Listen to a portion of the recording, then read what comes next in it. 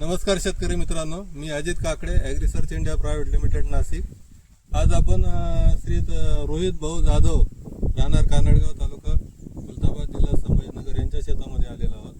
तर रोहित भाऊंनी आपल्या agree research India private लिमिटेडचे फ्लोराफॉस नावाचं हे जे प्रॉडक्ट आहे, तर याची फवारणी या टोमॅटो पिकाला केलेली आहे।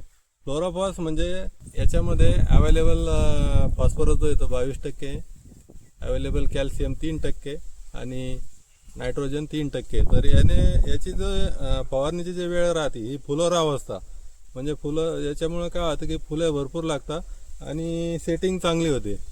तर रोहित भाऊंनी याचं प्रमाण जे आहे ते फवारणीसाठी 20 लिटरसाठी पंपासाठी 50 ml वापरलेलं आहे।